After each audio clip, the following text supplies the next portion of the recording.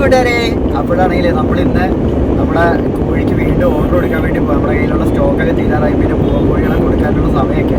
അപ്പോൾ ഇപ്പോഴേ നമ്മൾ ഓർഡർ കൊടുത്താലേ നമുക്കാണെങ്കിൽ അടുത്ത ബാച്ചിലേക്കുള്ള കോഴികളെ നമുക്ക് എടുക്കാനായിട്ട് പറ്റത്തുള്ളൂ. നമ്മൾ ഒരു സർക്കാരിൻ്റെ ഒരു ഇതിലാണ് സപ്ലൈ ചെയ്യുന്ന ഇത് ഹാച്ചറി എന്നൊക്കെ വേണമെങ്കിൽ പറയാം. അത് അവിടേക്ക് സാധനം വരുമ്പം നമുക്കാണെങ്കിൽ നമ്മൾ ഓർഡർ കൊടുക്കുമ്പോഴത്തേക്കും നമ്മുടെ അടുത്താണെങ്കിൽ അവർ പറയും സാധനം വന്നിട്ടുണ്ട്, വന്നോളാൻ പറയും. അങ്ങനെ പോയി നമ്മൾ എടുക്കുന്നത്. അപ്പോൾ ഇപ്പോൾ നമ്മുടെ കയ്യിലുള്ള സ്റ്റോക്കൊക്കെ ഏകദേശം കഴിയാറായിട്ടുണ്ട്. പിന്നെ പൂവൻ കോഴികളെ കൊടുത്തു കഴിയുമ്പോൾ പിന്നെ നമ്മുടെ കയ്യിൽ ഒന്നും കാണത്തില്ല.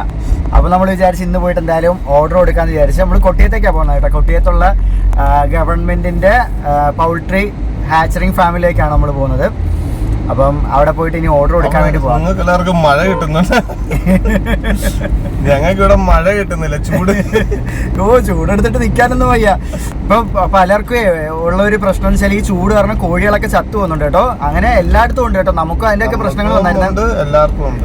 ഇന്ന് ഒരു ഇത്ത വിളിച്ചപ്പോൾ ഭയങ്കര കരച്ചില്ല. ആ ഇത്തായുടെ 30 കോഴികൾ ചത്തു പോയത്. അത് കേട്ടപ്പോൾ ഭയങ്കര സങ്കടം.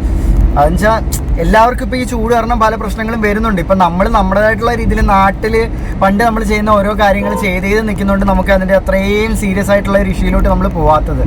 പക്ഷെ ഒരുപാട് പേർക്ക് ഈ പ്രശ്നമുണ്ട് കേട്ടോ. ഇന്ന് ആദ്യത്തെ വിളിച്ചപ്പോൾ ഭയങ്കര കരച്ചിലും കാര്യങ്ങളൊക്കെ ആയിരുന്നു. ഭയങ്കര വിഷമം വന്നു അത് കേട്ടപ്പോൾ. കാരണം നമ്മൾ ഒരു കോഴി ഫാം നടത്തുന്ന ഒരു വ്യക്തി എന്ന് വെച്ചാൽ അത്രയും കഷ്ടപ്പെട്ട് അത്രയും റിസ്ക് എടുത്ത് വെച്ചാൽ ഇതിനകത്ത് വരുന്ന സ്മെല്ലും കാര്യങ്ങളും വരുന്ന നമ്മളെ സംബന്ധിച്ച് നമുക്ക് നഷ്ടം തന്നെ 1-2 എണ്ണം ആയാലും. പക്ഷെ 30 എണ്ണം എന്നൊക്കെ പറയുമ്പോ അവരെ സംബന്ധിച്ച് ഭയങ്കര നഷ്ടമാണ്. ഇതിനകത്തുനിന്നൊന്നും വലിയ ലാഭം കിട്ടത്തില്ല. നമ്മൾ കഷ്ടപ്പെടാൻ തയ്യാറായി കഴിഞ്ഞാൽ ലാഭം കിട്ടും. അത് പക്ഷെ അത്രത്തോളം നമ്മൾ ഇതിനകത്ത് കിടന്ന് പാടുപെടണം. പാവം അത്രയും കഷ്ടപ്പെട്ട് മുട്ടയിട്ടുകൊണ്ടിരിക്കുന്ന പിടക്കോഴികളും പൂവൻ കോഴികളും.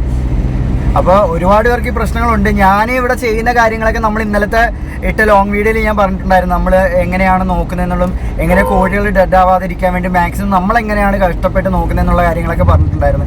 അപ്പോൾ കാണാത്തവർ അതുപോയി ഒന്ന് കാണാൻ ശ്രമിക്കുക. ഇതിനോട് താല്പര്യമുള്ളവർ കേട്ടോ, താല്പര്യമുള്ളവർ വളർത്താൻ ഉദ്ദേശിക്കുന്നവർ. അതെ.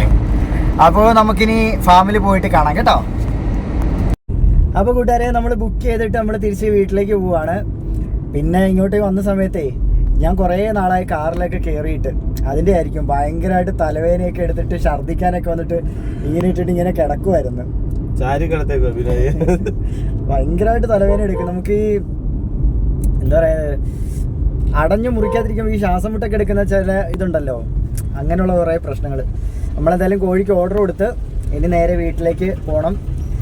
അപ്പോൾ നമ്മുടെ വീഡിയോ ഇഷ്ടപ്പെടുന്നവരെല്ലാം ലൈക്ക് ചെയ്യുക, ഷെയർ ചെയ്യുക, സബ്സ്ക്രൈബ് ചെയ്യുക, സപ്പോർട്ട് ചെയ്യുക.